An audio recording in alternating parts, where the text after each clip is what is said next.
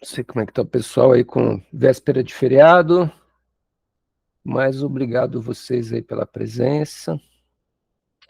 A gente vai falar nessa terceira aula a respeito dos pré-socráticos, né? De mais um grupo importante, que em geral a gente chama eles de pluralistas, que vem depois daqueles pioneiros, né? Do Tales, Anaximandro e Anaxímenes, né? Aqueles tudo é água, tudo é ar, tudo é o hyperon indefinido, e vem depois dos itálicos, né? Dos gregos itálicos, que tem o Pitágoras, tem o Melisso, tem o Zenão, mas o mais importante, como eu falei para vocês, é o Parmênides, né? Boa noite, Amanda. E aí agora a gente chega num outro grupo que vai se chamar dos pluralistas, e que tem. Eu vou dividir em três fases, assim, né? Um primeiro autor importante, que é um autor um pouco isolado, né? Por isso a gente vai falar só dele particularmente, é o Anaxágoras, tá? Que traz uma inovação importante para aquilo que estava se falando lá nos autores anteriores, né? Nos filósofos anteriores, que tentavam identificar qual seria o elemento constitutivo de tudo, né?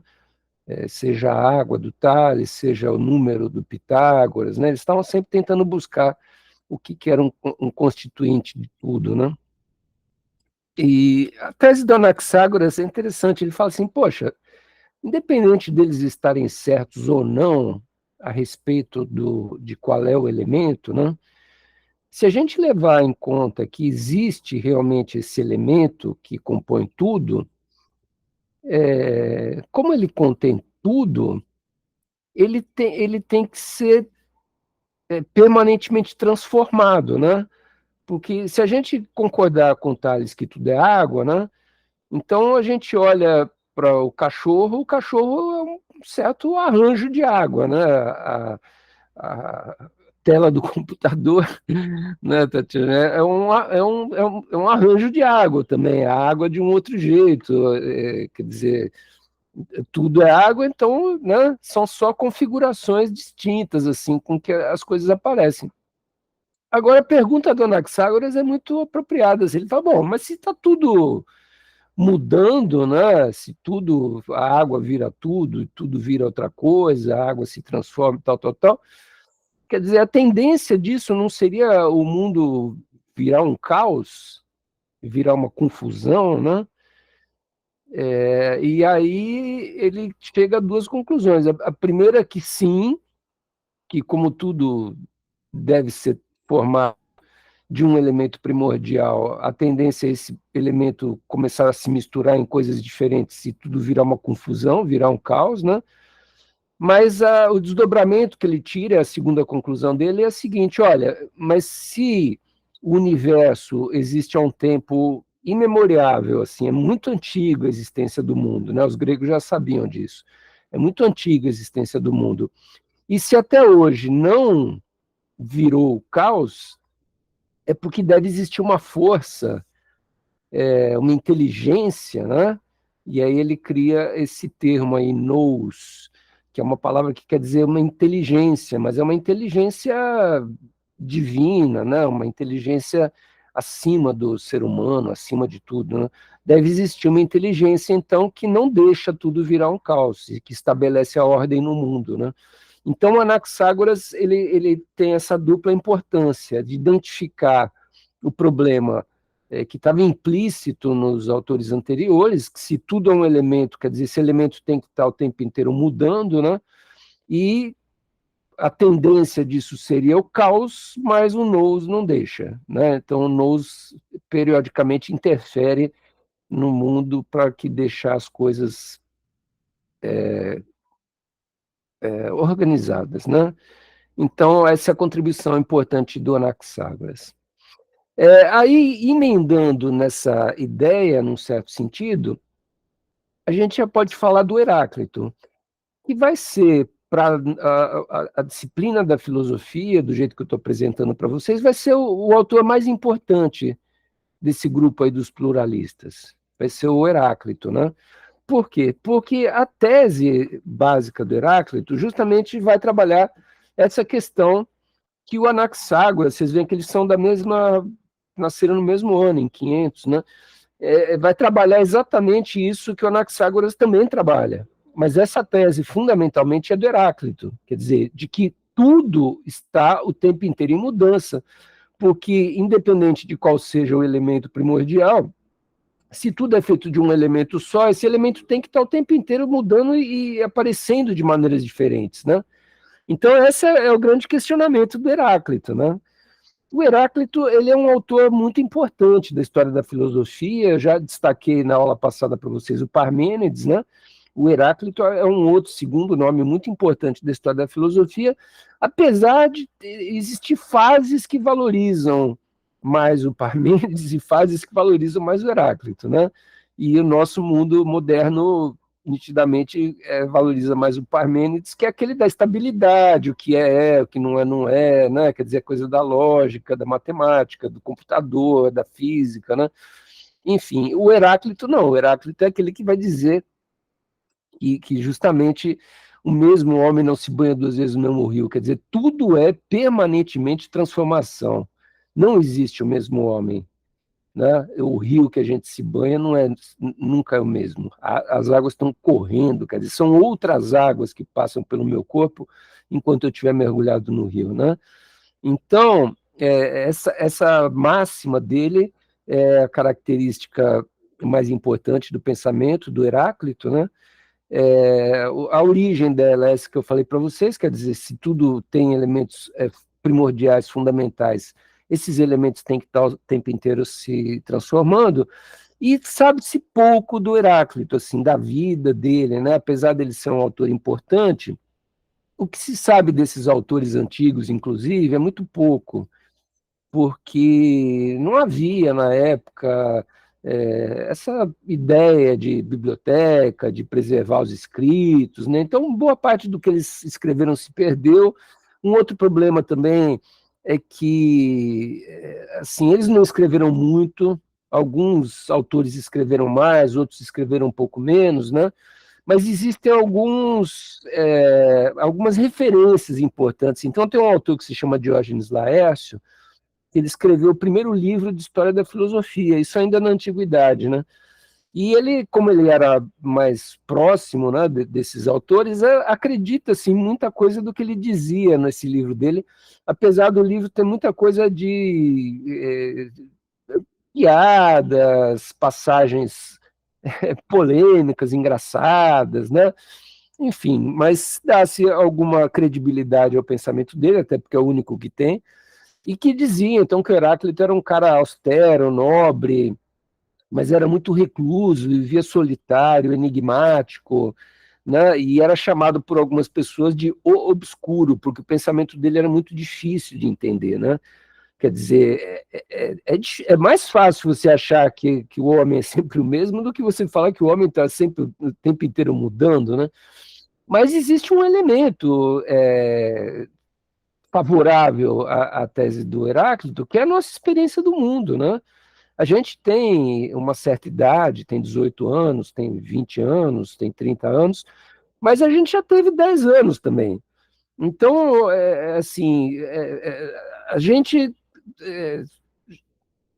hoje a idade que a gente tem, mas a gente já foi uma outra idade totalmente diferente do que a gente quer dizer, e esse sentimento de transformação, então ele é totalmente íntimo, a gente sente isso dentro da gente, como é que o mundo não seria diferente, né?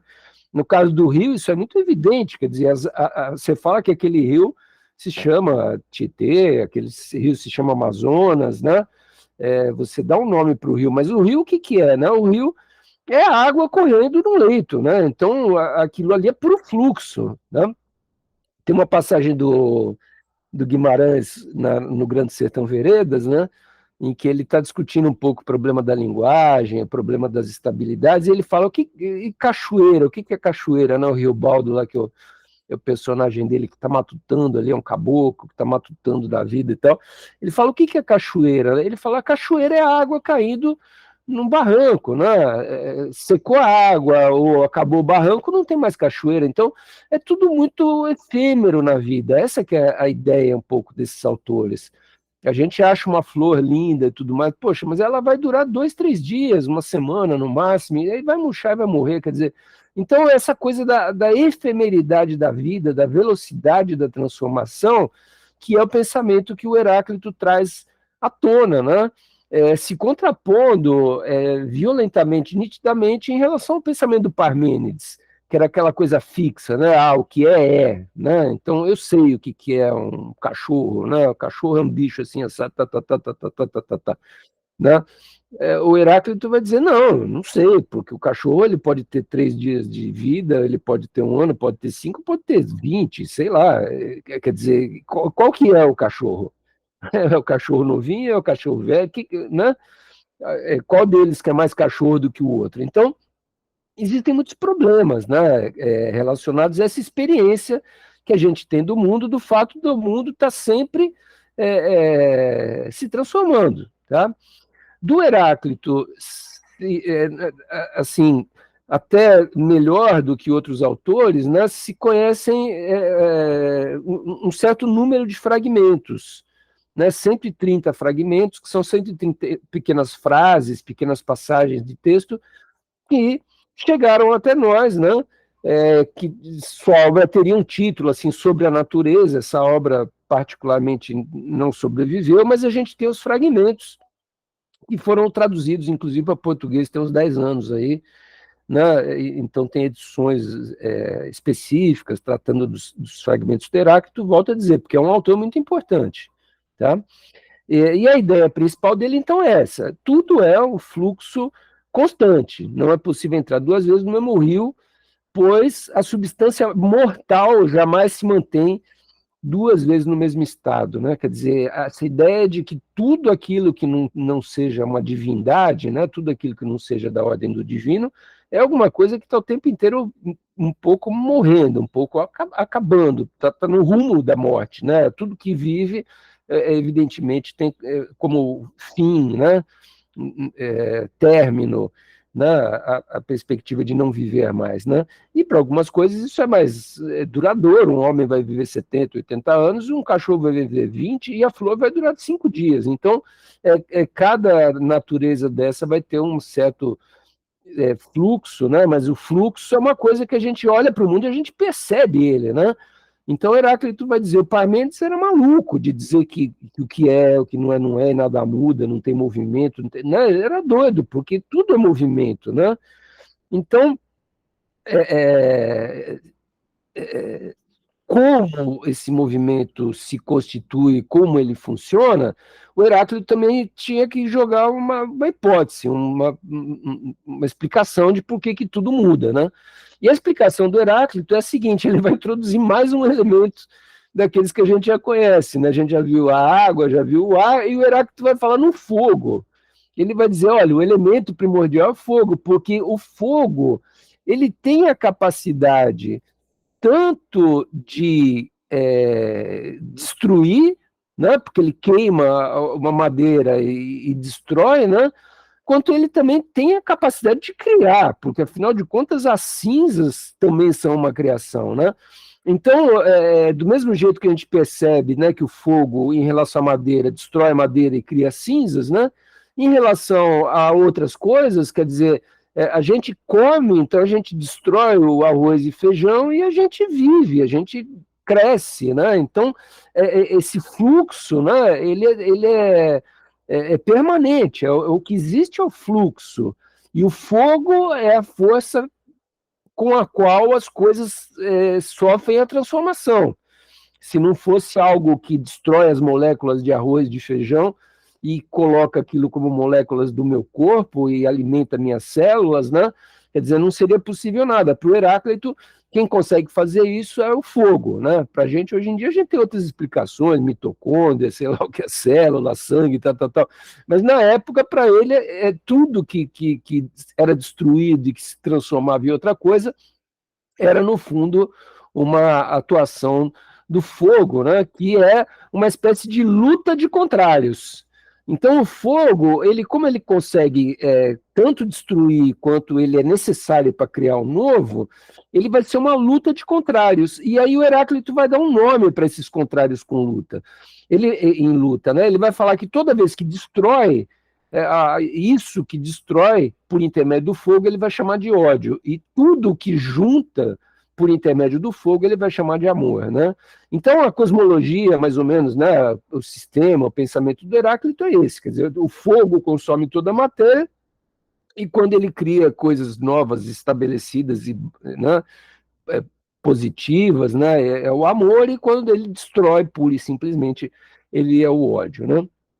Então, todas as pessoas trocam-se a partir do fogo, é um fragmento, né, da obra do Heráclito, né? Outro fragmento, o cosmos é o mesmo para todos, tá? E aí, nesse sentido, ele parece se aproximar um pouco do Parmênides, porque ele fala, não, o cosmos é um só e é o mesmo para todos, né?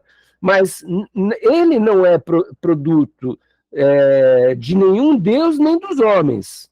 O cosmos sempre existiu, ele sempre foi, e será, porque ele é um fogo vivo. Então ele acha que o próprio cosmos, a existência do mundo, né, a cosmologia, é esse fogo eterno, sempre queimando, acendendo-se segundo medidas e segundo medidas apagando-se.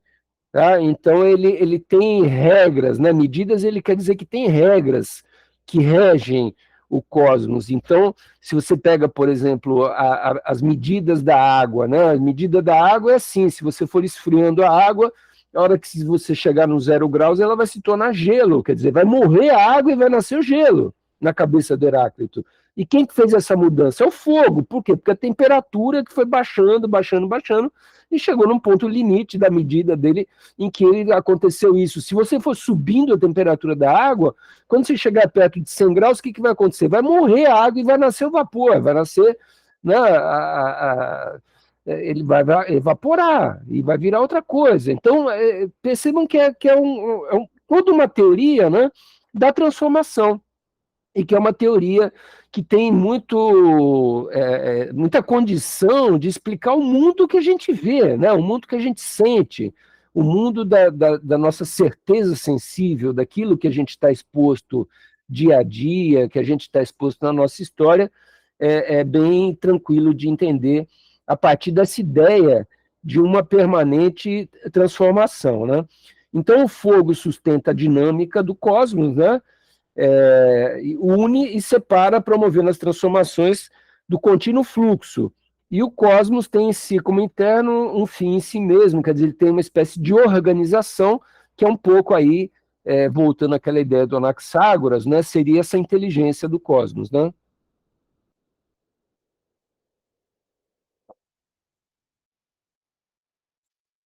Pois bem, evidentemente,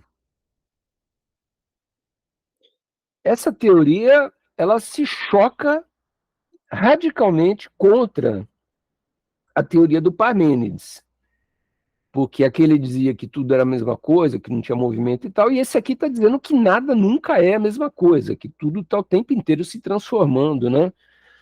Então, alguns intérpretes que vão tentar entender essa diferença vão colocar em confronto esses dois pensamentos do Heráclito e do Parmênides, e isso tem uma importância para a gente entender na próxima aula, que a gente vai começar a trabalhar, daqui a 2 aulas, na verdade, a gente vai começar a trabalhar o Platão, tá? Mas isso vai ter uma importância muito grande para entender bem o Platão. Esses dois autores, o Heráclito e o Parmênides, são fundamentais para entender o Platão. Então eu vou falar um pouco de um intérprete que analisou um pouco essa divergência, né, do pensamento do Heráclito e do Parmênides, né? O autor que eu vou trabalhar é o Nietzsche, que é um autor já do século XIX e que tem livros sobre a filosofia grega antiga e tudo mais, e ele vai justamente discutir no capítulo do Heráclito esse problema do Parmênides. Ele vai perguntar o seguinte: se o mundo é essa destruição desse fogo eterno queimando, né, como o mundo não se destruiu ainda? Que é a pergunta da Anaxágoras, né? Quer dizer, se está tudo mudando, por que que não, né? E aí, justamente a tendência é cair numa solução mística de um ser eterno, ou seja, no nous, é a tendência do Anaxágoras. Mas quanto mais, então, tenta-se explicar o que é esse nous, o que seria essa força indefinida, né? Segundo Nietzsche, o que vai acontecendo? Mais se vai caindo na noite, na escuridão, no desconhecido, na verdade, né? Então, por isso, essa fama de obscuro do Heráclito, né? Porque quanto mais ele tenta entender o que são essas forças que mantêm tudo funcionando e tudo ainda existindo, você vai se aproximando dessas entidades absolutas, que a gente só consegue explicar por meio, às vezes, da religião, né? Mas Heráclito, então, é o cara que cria esse buraco, esse fosso. A gente vai ver em filosofias mais à frente quanto é importante a descoberta desse buraco, desse fosso, né? O próprio Sócrates é um cara que a gente vai ver que ele está o tempo inteiro dialogando com essa impossibilidade de determinar o que as coisas são, né? A pergunta socrática sempre é: o que é isso? O que é a beleza? O que é a justiça, né?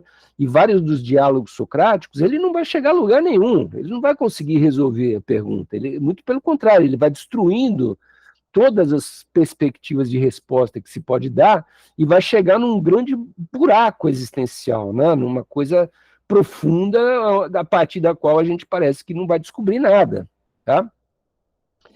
Então, o Nietzsche diz: Heráclito surgiu no meio da noite mística, né? Ele surgiu no meio dessa movimentação. Ele contempla o devir. O devir é o verbo que a gente usa para algo que se transforma, né? Então, o homem se torna um homem mais velho. Isso é um devir, é uma transformação. O rio se torna um outro rio porque as águas são outras. Isso é um devir, é uma transformação. Assim como a gente tem um ser, né, e que desaparece, outro ser aparece, esse processo de desaparecimento de um e nascimento do outro é um processo de devir. A comida desaparece no meu estômago e eu cresço. Né? Infelizmente, estou crescendo para os lados agora. Mas, enfim, né? A gente está em permanente transformação. Essas são as questões, né? Você ri, né, Alexandre? Essas são as transformações da vida. Né? Então, ele nega, né, num certo sentido, a possibilidade da gente descobrir quem é o ser, porque o ser seria essa entidade que não muda, que a gente sabe o que é. Tá? Então, percebam como ele está jogando num time muito avesso, né, pensamento do Parmênides. Né? Ele vê só o fluxo, só vê o devir. Né?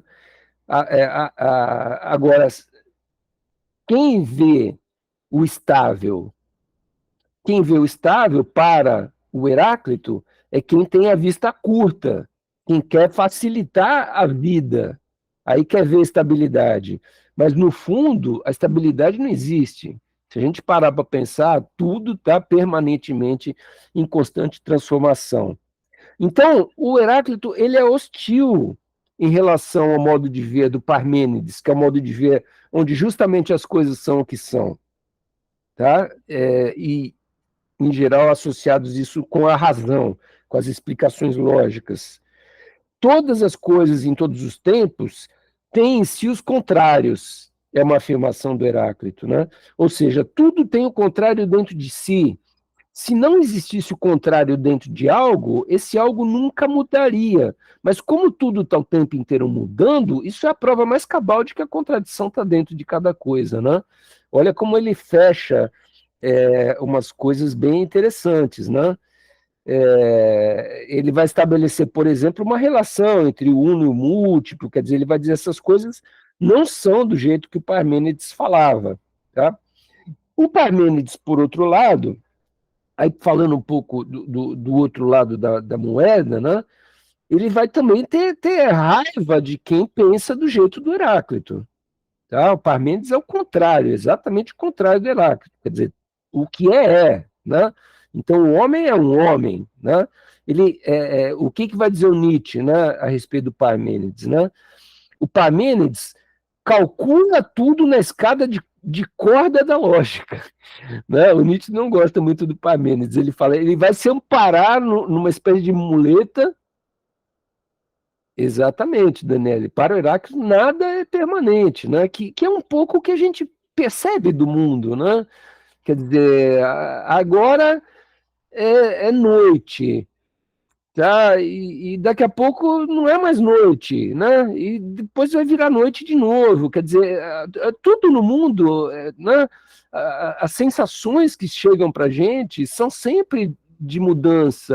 Tem hora que a gente está com fome, tem hora que a gente está satisfeito, tem hora que a gente está com sede. Quer dizer, a nossa experiência na vida, no mundo, né, é uma experiência de permanente mudança e transformação, até mesmo da gente. Né? Eu, quando estou com fome, eu sou de um jeito, quando eu estou satisfeito, sou de outro. Então, tudo, né, na vida aponta para esse caminho.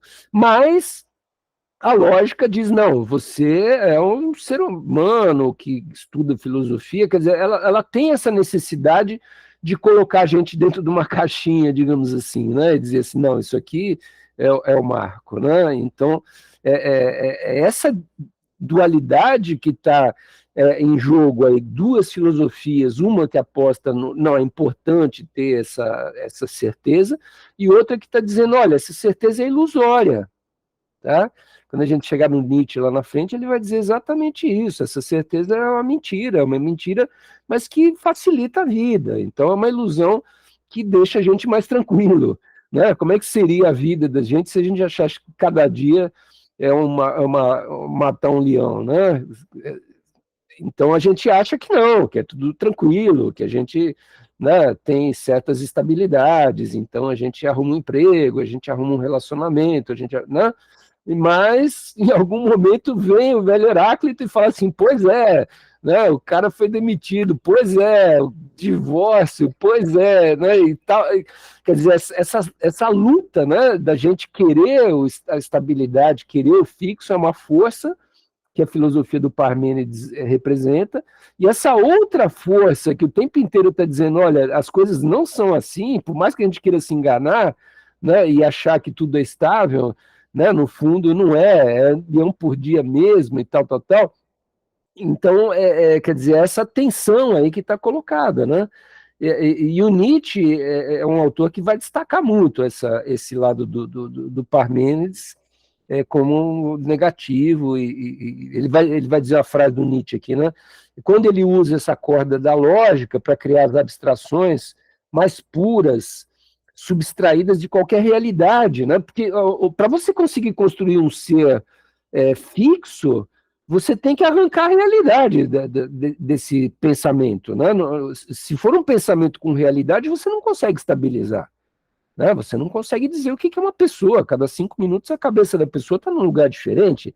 Então você não seria capaz de predizer nada, né? Agora, por outro lado, quer dizer, você quer, então você se agarra nessa corda da lógica e cria uma teoria do sangue, mas do ser, né? Mas o que o Nietzsche diz, né? Que quando você vai para esse mundo que é tudo congelado, tudo fixo e tudo certinho, o sangue coagula, tá? Enfim, e coloca essa grande pergunta para a gente, será que uma coisa que não é, pode ser, né? Que é o contrassenso absoluto da lógica, né? A lógica diz, não, o que é, o que não é, não é.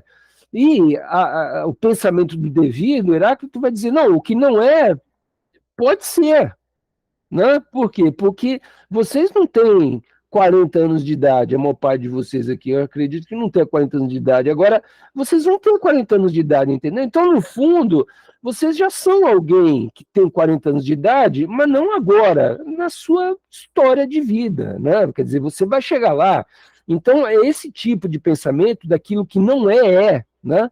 É um pensamento paradoxal, complicado, por isso chamavam ele de obscuro, né?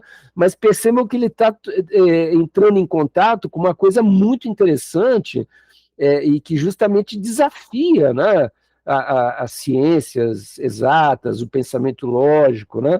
É alguma coisa que coloca perguntas que essas ciências não vão conseguir responder. Por outro lado, essas ciências que conseguem responder, todas elas são lógicas, elas são do gênero do Parmênides, né?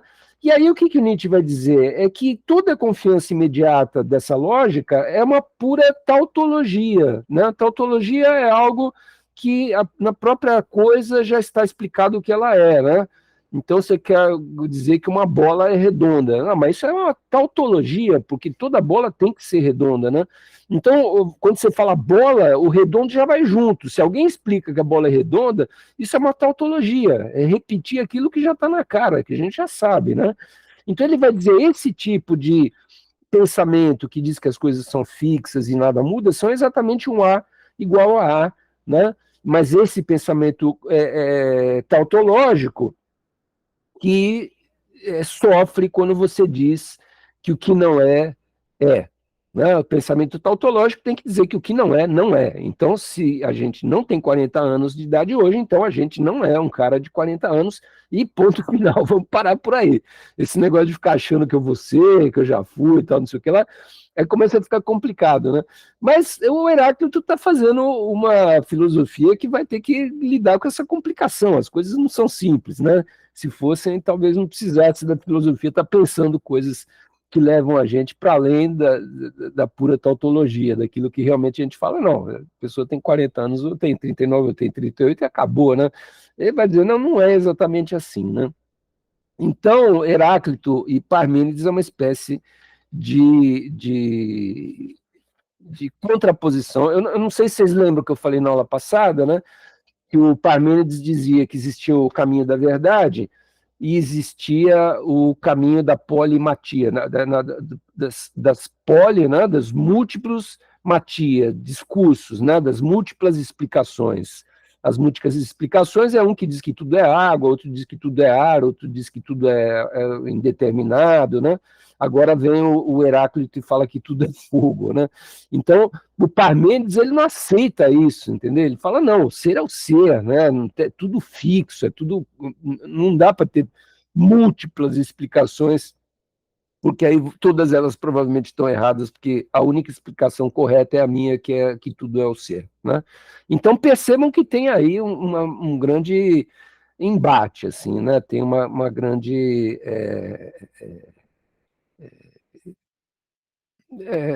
um confronto de pensamentos filosóficos importantes, e a gente vai ver como é que o Platão vai resolver esse negócio aí lá da maneira dele, tá?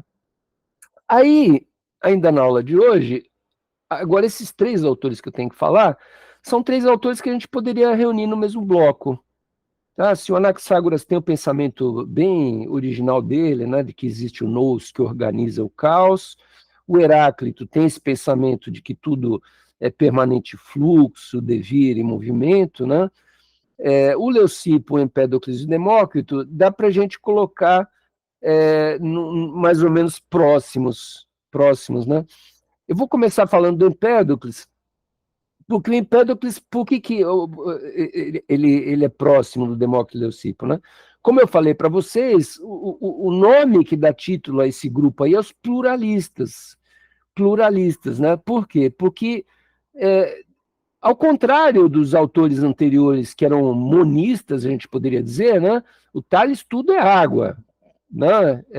Para Anaximandro, o Anaxímenes, tudo é ar, né? Então eles são monistas. Existe um elemento só, um mono, né?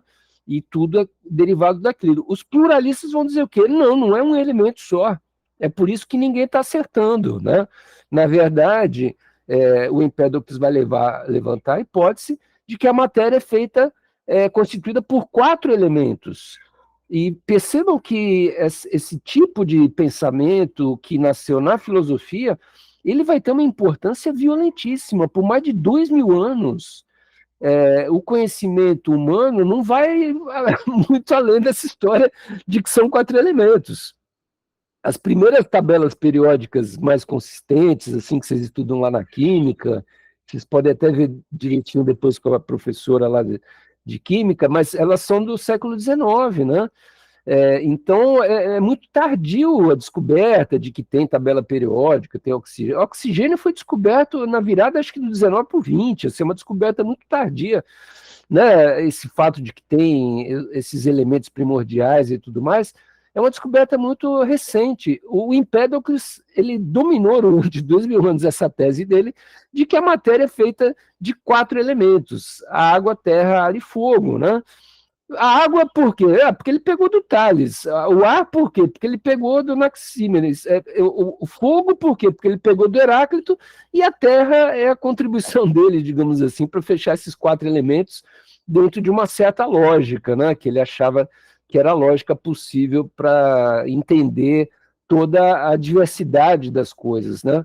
Então, ele vai propor, né, a existência desses 4 elementos, além de outros, enfim, pensamentos muito importantes do Empédocles também, mas que infelizmente aqui a gente não vai ter muito tempo para discutir, né? Mas ele era um autor muito interessante, importante, e a vida dele toda romanceada, assim, então os românticos do século XIX vão adorar o Empédocles, né?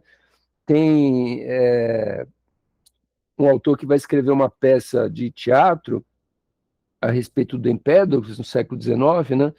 E ele cria um personagem todo heróico, assim, enfeitado, né? Diz a lenda, tem lendas, né, da história dele, diz a lenda que ele dizia que ele era um favorito dos deuses, por isso que ele era tão conhecia tanta coisa. Ele era uma pessoa muito admirada no seu meio, né, no lugar onde ele vivia, né? E diziam então que ele era um favorecido de Deus e ele acreditava nisso, ele achava que era mesmo, né? E dizem que então, em função disso, ele para provar que ele era um favorito dos deuses e que os deuses é que mandavam na constituição da matéria e tudo mais, diz a lenda que ele pulou dentro do vulcão e que ele ia voltar vivo daquele pulo e aí ele parece que não voltou mais, né? Mas enfim, aí isso foi altamente romanceado, né? Virou peça teatral e tudo mais. Bom, aí por que o Empédocles tem a ver com o Leucipo e o Demócrito, né? O Leucipo, vocês veem ali que na data de nascimento dele nem se sabe direito quando é que ele nasceu, né? Não é uma pessoa de quem se saiba muita coisa, mas costuma-se falar Leucipo e Demócrito, porque os dois criaram o mesmo pensamento importante, assim. Qual que é esse pensamento, né? É um pensamento que também vai ter 2.000 anos de duração, e muito pouco vai se avançar além disso, né? De que se o universo é formado por coisas, né, por elementos, por exemplo, né, você deve poder ir dividindo as coisas em partes cada vez menores, menores, menores, menores, e lá no fundo, lá a última divisão que você conseguir fazer, você vai chegar num átomo, que é alguma coisa, como o próprio nome diz, A é um A privativo, é que não pode, né? E tomos é ser dividido. Então é algo que não pode ser de mais dividido, é um átomo, né? Então é alguma coisa que chegou numa forma que a partir dali não tem mais divisão. E ele foi o criador, então, 450 a.C. lá, foi o criador dessa teoria da atomística, do átomo, da qual o Demócrito, né, que vai ser um discípulo do Leucipo, vai continuar a aperfeiçoar e deixar escritos que a gente tem prova, né? Então, do Leucipo, sabe-se que ele bolou a ideia. O Demócrito é o cara que escreveu os trabalhos e colocou isso numa forma mais coerente, né? Então, qual que é a tese básica, né? Que o universo é composto por átomos, né? E aí, evidentemente, aonde não tem o átomo, tem o vazio, né? Então, no fundo, ele é composto por átomos e não átomos, que é o vazio. E essa tese vai ter uma duração também imensa, né? Eu estava até fazendo uma pesquisa esses dias agora para ver quando que surgem as teorias do átomo moderno, né? Que são as teorias de que o átomo tem um nêutron em torno do qual ficam girando elétrons numa espécie de órbita e tal. Essas teorias são do início do século XX, né? Quer dizer, até o século XIX, né, se falava em átomo, e se falava em átomo do jeito que o Leucipo e o Demócrito pensaram, quer dizer, de alguma coisa que estava lá no fundo da matéria e que não podia ser dividida de maneira nenhuma, né? São justamente os avanços da física no campo da eletricidade e tal, que são avanços do século XIX, que vão levar a colocar em xeque um pouco essa ideia, né? E perceber, então, que o átomo já é uma coisa complexa, que tem nêutron, tem próton, tem elétron, né? Então, esse detalhamento, né, da nossa constituição científica do que é o átomo e tal, é uma coisa que vai perdurar até o século XIX, século XX, é uma criação do Leucipo e do Demócrito, né? E assim, esse pensamento, ele é muito importante, né? Por quê? Né? Porque por trás também dessa coisa de que o universo é formado por átomos, por matéria, que você chega nela lá no final, dá uma outra ordem de explicação para o fato de que o caos não se estabelece, né? E esse tipo de explicação é uma explicação mais mecânica, desculpe, mais mecânica, ou seja, é uma explicação que foge da ideia religiosa, foge da ideia da inteligência suprassensível, do nous. Então, o Leucipo e o Demócrito também são os criadores do materialismo, que é uma linha de pensamento que vai dizer que tudo é matéria, entendeu? Tudo é matéria organizada. Então, não tem Deus fazendo com que o mundo não imploda e não vire um caos. Não, a matéria se auto-organiza. A matéria, ela tem, né, forças, né, se a gente for pensar numa física já do século XVIII, né, Newton e tal, a matéria tem forças de atração, tem forças de repulsão, então o Sol atrai a Terra, e aí a Terra gira em torno do Sol, enfim, quer dizer, a matéria, ela tem uma organização materialista, né? Ela tem uma organização auto derivada, assim, né? Que ela regula a ela mesma, né? Quer dizer, ela tem dentro de si a própria regra. Ah, qual que é a regra? Não, a regra é a massa, é a força versus a gravidade, sei lá o que, são as leis de Newton, né? Mas vai se demorar ainda 2.000 anos até descobrir isso. Sim, mas esses caras já estão dizendo que deve ter uma lei mecânica, né, que rege o universo com base na constituição do universo a partir de átomos, né? Então perceba a importância disso. Esse pensamento materialista, ele é tão relevante porque ele cria uma nova leitura do mundo que é totalmente anti, ou pelo menos não religiosa, não apela para um misticismo, para força suprassensível e tudo mais, não sei o quê. Ele é tão importante que quem vai estudar o Demócrito na tese de doutorado vai ser o Karl Marx. O primeiro estudo acadêmico que ele faz para concluir a tese de doutorado é a comparação do atomismo do Demócrito e do Epicuro, que a gente vai ver mais para frente. Eu vou tratar um pouco mais desse tema quando eu falar de Epicuro, porque Epicuro é 500 anos depois disso aqui, né? Mas é sempre dito, né, que o Demócrito e Epicuro têm uma teoria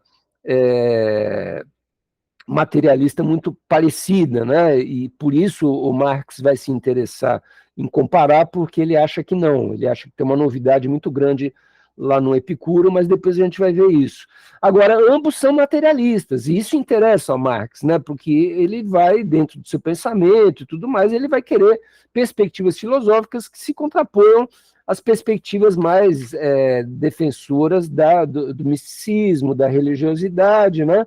Então, isso aí vai ser uma coisa importante, né, desses autores pluralistas, tá bom? Aí, a gente vai finalizar ainda hoje falando um pouquinho que seja a respeito dos sofistas, né? Os sofistas, eles já vão estar num outro momento, assim, da filosofia, porque a gente vai ver a partir da aula que vem que eles vão trazer à tona coisas que vão estar muito relacionadas com a obra do Sócrates e do Platão, né? Então, eles já não são exatamente pré-socráticos, né? Eu acho que aqui com os pluralistas a gente encerra o capítulo efetivamente pré-socráticos, né? Então a gente viu o grupo lá da Jônia, né? O grupo lá do que hoje é Turquia, né? Os jônicos, depois a gente viu os italiotas, que são os gregos que moravam na botinha lá da Itália, né? E aí a gente vê agora os pluralistas que, enfim, cada um morava num canto aí, mas aí o mais importante agora já passa a ser mais o próprio a coincidência do pensamento, né, as coisas que eles estão pensando, do que a própria localização. Já não é um grupo que está no mesmo lugar, tirando o Demócrito e Leucipo, né? Os outros autores não estão no mesmo lugar pensando nessas coisas. Mas, enfim, aí os sofistas, qual que vai ser a marca característica básica deles, né? Uma primeira marca é a seguinte, é que os sofistas, eles deram a eles mesmos esse nome de sofistas. Então, eles se auto-intitulavam sofistas, eles se chamavam de sofistas. E o que era o sofista, né? Quem que era o sofista, né? O sofista, ele era um cara que ele era um professor. Ele se dizia um professor de sabedoria. Por isso, sofista, né? Esse Sofia, né? Vocês devem saber, é o nome grego para sabedoria. Tanto que é daí que vem filosofia, né? Filosofia.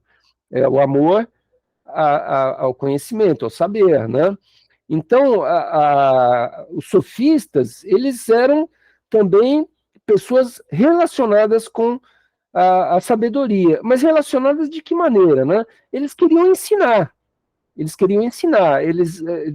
já começa a chegar o momento da filosofia, que a filosofia já tem algum saber sólido para ser ensinado, né? Seja o saber do Parmênides, seja o saber do Heráclito, né? Quer dizer, já tem o do próprios atomistas, né? O próprio a teoria dos 4 elementos, quer dizer, já existe um conteúdo, já tem uma matéria, né, para ser estudada, né? Então eles vão dizer que nem todo mundo que está na filosofia, no fundo, precisa ser um autor de pensamento original, né? Você pode ensinar também o pensamento do outro, isso também é uma atividade importante. Por quê? Porque você começa a passar para o povo da sua cidade, você começa a passar o conhecimento.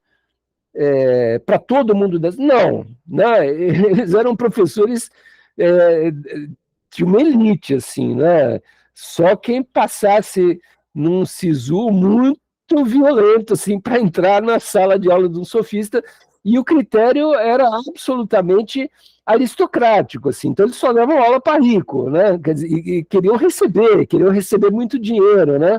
A gente vai ver na aula de Sócrates que esse era um dos motivos porque o Sócrates não gostava dos sofistas, né? Os sofistas, eles queriam ganhar grana, eles queriam se dar bem na vida, ensinar filho de bacana a também se dar bem na vida. Então, eles achavam mais importante priorizar o uso da sabedoria do que o desenvolvimento da sabedoria, do conhecimento. Eles achavam mais importante passar, né, o seu saber para os seus alunos do que efetivamente saber quem está certo, se é o Heráclito ou se é o Parmênides. Então, eles se vangloriavam, muitas vezes, justamente disso, de conseguir defender o ponto de vista de um Heráclito e, automaticamente depois, defender o ponto de vista do Parmênides. E se ele interessasse ele por qualquer razão, voltar a defender o ponto de vista do Heráclito. Quer dizer, eles não tinham essa amor à filosofia, né? Tanto é que, na perspectiva do Sócrates, do Platão, os sofistas não eram filósofos, né? Eles eram oportunistas, gente que se usava da filosofia e tal. Mas, numa perspectiva contemporânea, quer dizer, tem muita gente que resgata os sofistas, até porque existem alguns sofistas e alguns pensamentos deles que são pensamentos interessantes. Então, eu vou falar de alguns deles.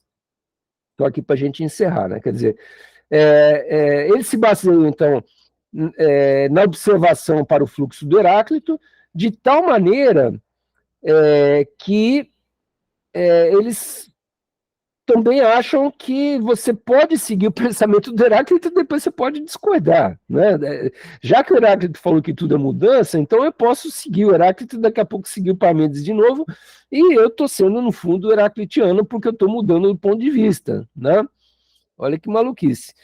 Então, eles vão dizer que há verdade no não ser, que é a tese do Heráclito, né? Mas também há verdade no ser, que é a tese do Parmênides. Ou seja, eles vão, a hora que interessar, eles vão para um lado, a hora que interessar, eles vão para o outro. Tá? Essa escola foi muito difamada pelo Platão e seus seguidores, né? Acusado justamente de falsear o pensamento. Mas há um lado positivo do seu pensamento, é por isso que eu estou falando deles para vocês aqui. Eles aplicaram a dialética que Zenão levou a um nível bastante sofisticado, né? Vocês devem lembrar que eu falei do paradoxo da tartaruga, do Aquiles, da corrida, que o movimento não existe, né? Então o Zenão ficava criando esses paradoxos dialéticos, né? Para justamente criar situações em que você fala, porra, mas então o movimento não existe, né? Porque não dá nem para o Aquiles passar uma tartaruga, quer dizer, então o movimento não existe. Mas, enfim, eram recursos dialéticos, né? Que um filósofo como Kant, por exemplo, vai dizer, olha, isso aqui é mau uso da lógica, isso é um erro, né? Enfim. Mas, na época, se achava aquilo muito interessante, né? Porque, inclusive, né? Quer dizer, era um recurso bom para treinar aluno, porque o que o aluno na Grécia Antiga queria ser, o que ele queria fazer, né? Ele queria ser uma coisa só, ele queria ser dirigente de Atenas, ele queria ser líder do país, ele queria ser líder da cidade-estado, né? Então ele queria subir no poder. Como é que você sobe no poder?